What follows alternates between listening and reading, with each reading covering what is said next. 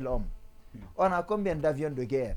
Non, on ne va pas rentrer dans ces détails non, techniques. attends, parce que Oui, dans la job, vous savez, dans les rapports de force dans le monde, En tout cas. il y a l'armée qui compte, il y a les alliances qui comptent, il y a la puissance économique qui compte. Bien sûr. Nous n'avons rien de tout ça. Rien. Nous sommes parmi les pays les plus misérables Et on du est monde. prêt à secouer, Non, si vous voulez. Oui, on est d'accord. parmi les pays les plus misérables du monde. Il faut rappeler que les grandes démocraties se sont éloignées de nous suite au coup d'État. Aujourd'hui, les quelques pays avec lesquels on pouvait plus ou moins travailler, c'est la Chine, la Turquie et la Russie. On a perdu, on est en train de perdre la Turquie là. La Chine, on ne la perdra pas, on ne la perdra jamais, on sait pourquoi. La Russie est aujourd'hui en difficulté. La Russie est aujourd'hui en difficulté avec la guerre en Ukraine. Donc comment on va s'en sortir? Quels sont les moyens que nous avons de pression pour imposer à Erdogan de ramener son ami Alpha Condé? C'est Al-Barak qu'on a crié. Ben oui, mais c'est cela. Parce que ça avait marché avec les Émirats quand il était question, bien sûr, du retour d'Alpha. On allait menacer le GAC, hein, c'est cela. Et puis voilà. Et puis, mais la Turquie est beaucoup plus forte que les Émirats. Ce n'est pas la même chose. On n'est pas en train de parler de la même puissance. On est en train de parler du seul pays musulman qui se trouve dans l'OTAN. C'est-à-dire que si nous avons aujourd'hui un problème militairement avec la Turquie, si la Turquie devait nous attaquer, les États-Unis enverraient quand même des soldats. Pour la France enverrait des soldats. Et en plus, il est intervenu en Libye sans l'accord de ses alliés. Mais bien sûr. D'accord, tout ça, oui. Oui, il est intervenu. Il y a aussi la question du PKK, l'Arménie et l'Ouzbékistan aussi. Non, attention, on n'est pas en train de parler d'un petit pays là. L'erreur qu'ils ont commise, et vous vous rappelez quand j'étais là, j'avais dit à l'époque, Kalo, je crois, il y a aussi Zoma qui m'était tombé dessus, que l'erreur ce serait de laisser Alpha Condé aller en Turquie, parce qu'il ne reviendrait pas. Et aujourd'hui, on est à cette situation. La différence entre le premier voyage et le deuxième voyage du professeur Alpha Condé, c'est que la junte avait des garanties de la CEDEAO lors du premier voyage. Ils se sont entretenus, la CEDEAO a pris un certain nombre de garanties, l'ont amené pour des soins. Ensuite, il est revenu. Donc maintenant, on l'envoie en Turquie. Ils ont mis beaucoup de pression, mais ça ne marche pas.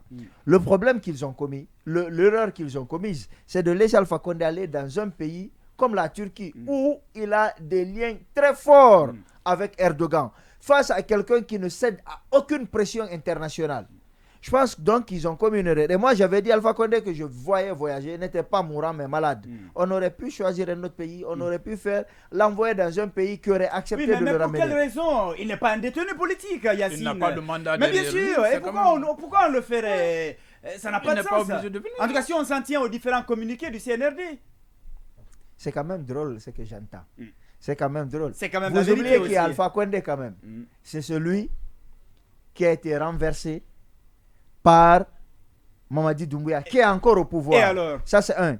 Jusqu'à ce que Mamadi Doumbouya quitte le pouvoir, Alpha Condé constituera toujours une menace pour lui. Rappelez-vous que ce monsieur a été à plusieurs reprises condamné pour avoir agressé la Guinée, pour avoir contribué à agresser à la Guinée. Non, c'est la justice qui l'a condamné. Non, c'est la justice. Deux présidents différents. Non, attention, c'est quoi? Alors, mais si on s'en tient à ça. Deux présidents différents l'ont condamné. Alors, qui a mis? On va dire sur ce raisonnement. À travers des juridictions. Oui, à travers la justice. Deux époques différentes, deux présidents différents l'ont condamné ici. D'accord. Sékou Touré l'a condamné à la peine de mort. Très bien. Par contumace, alors on va Par contumace, c'est parce qu'il n'était pas là. Lansana Conté aussi, en son temps, il a été condamné. Si on reste dans ta logique, Fonike Mangué, par exemple, et les acteurs qui étaient en détention avant le coup d'État, c'est quand même la justice aussi qui était derrière. Alors, est-ce que hier, c'est la même justice qui les a enfermés? Aujourd'hui, la même justice? Vous voulez me dire qu'on va dire que non, c'est normal parce que c'est la justice? C'est quand même drôle ce que j'entends parfois venant de Sékou. C'est quand même très drôle. Je suis en train de parler de quelqu'un qui a été condamné suite à des agressions avérées contre la Guinée. Tu dis avérées? L'agression de 70, il n'y a pas eu d'agression? Oui ou non, il y a eu une agression. Mais comment est-ce qu'on a établi son implication? Mais il a été condamné par la justice. Moi, j'aurais accepté aujourd'hui. Il ne peut pas se défendre, il n'était pas là. C'est ce que je vais dire. Non, permets que je termine, Kalo. Permets que je termine, Kalo. Il y a eu l'agression de 70. Si on me parle aujourd'hui des massacres, de toutes ces tueries sur l'axe durant les 10 ans du professeur Alpha Condé, je continuerai à garder la présomption d'innocence dont il doit bénéficier, dont tout citoyen guinéen doit bénéficier.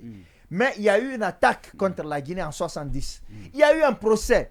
Le professeur Alpha Condé a été reconnu coupable par la justice guinéenne. Il était là. Il a été condamné par contumace. La justice guinéenne, elle est fiable, c'est bon. D'accord. Oui, finalement. On y va. Ensuite, au temps du professeur de général Lassana Conté, la Guinée a été agressée. Ça, c'est quelque chose de clair. Elle a été agressée. Bien évidemment. Ensuite, il y a eu un procès. Le professeur Alpha Condé, son implication a été reconnue par la justice, qui l'a condamné. La grande justice. En tout cas, cette fois-ci, il était présent, oui ou non? Non, mais après, il était présent. Il n'a même pas parlé. Mais qui l'a empêché de parler? Moi, j'ai regardé ce procès-là. Ce qui est bizarre, j'ai suivi ce procès. Ce qui est bizarre, je ne sais pas s'il se rend compte de son raisonnement. J'ai suivi ce procès. C'est aussi votre raisonnement. Vous croyez à la justice quand ça vous J'ai suivi ce procès et nulle part je n'ai vu une borne empêchant le professeur Alpha Condé de parler. C'était un choix et c'est la démocratie. Il a décidé de ne pas parler.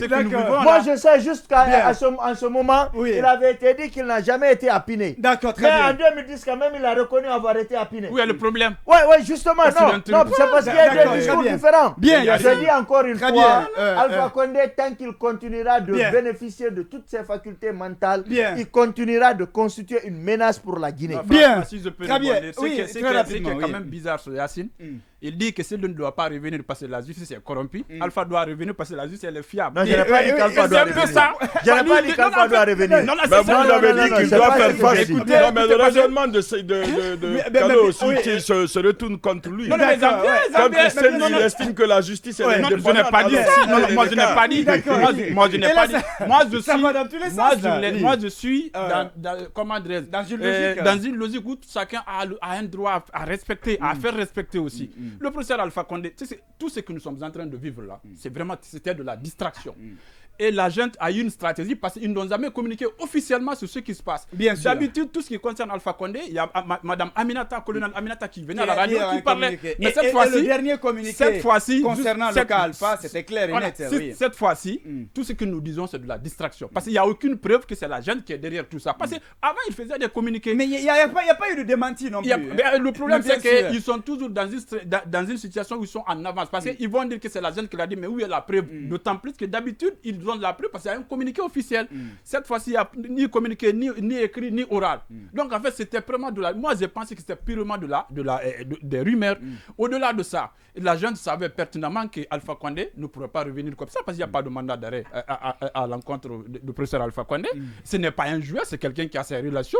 C'est pas comme ça, on fait d'un ancien président comme un objet, il faut le faire revenir, On s'est ridiculisé, comme je l'ai dit, on s'est ridiculisé par l'amateurisme de la gente, mais aussi par la brutalité politique en pensant que tout peut être réglé par la force. Ce n'est pas comme ça. La Guinée, il faut qu'on fasse beaucoup attention. On n'a pas beaucoup d'alliés actuellement. On compte sur les pays limitrophes comme le Mali, etc.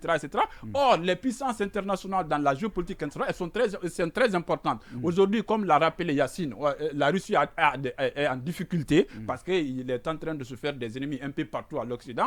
Et la Russie, aujourd'hui, si on peut... en difficulté, c'est une évidence. C'est ce que j'en viens. J'ai même corroboré ce que tu as dit. Voilà. La Turquie qui est en quelque sorte un allié de la Guinée à cause de son intérêt qui est là, vous menacez sur cet intérêt-là. Supposons qu'on mette fin aux activités de Alport. C'est Alport qui a fait de la Guinée le meilleur port de l'Afrique de l'Est en 2022.